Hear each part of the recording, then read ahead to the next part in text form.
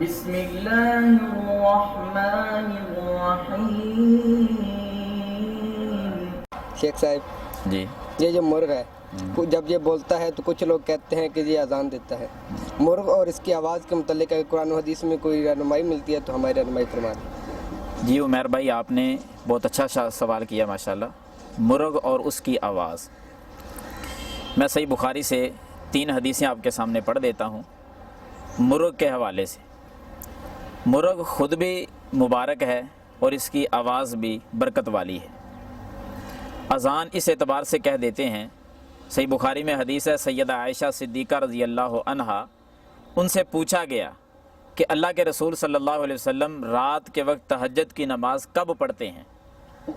تو ام المومنین عائشہ رضی اللہ عنہا فرماتی ہیں کہ محبوب کائنات صلی اللہ علیہ وسلم جب رات کو مرغ کی آواز سنتے تو اٹھ کر نماز تہجد پڑھنے لگ جاتے۔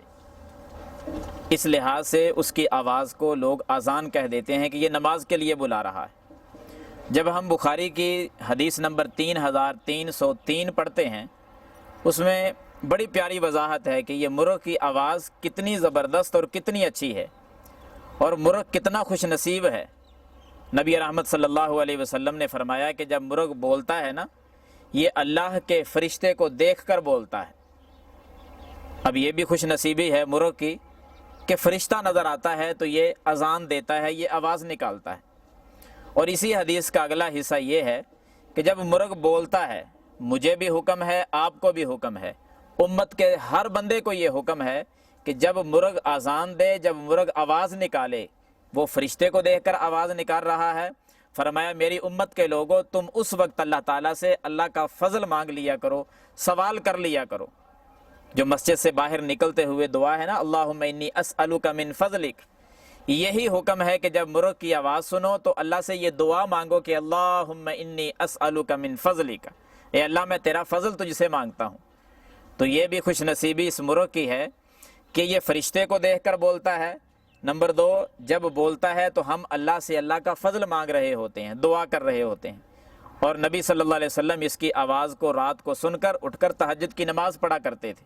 تو یہ تمام تر فضیلتیں اسی ایک مرغ کے حق میں ہیں، اور مرغ کی ہی فضیلت ہے۔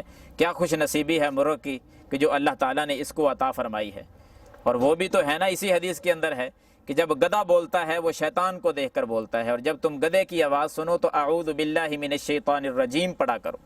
تو یہ اللہ تعالیٰ کی تقسیم ہے، کسی کے حق میں کچھ آ گیا اور کسی کے حق میں کچھ آ گیا۔ اس اعتبار سے مرغ بڑا ہی خوش نصیب ہے۔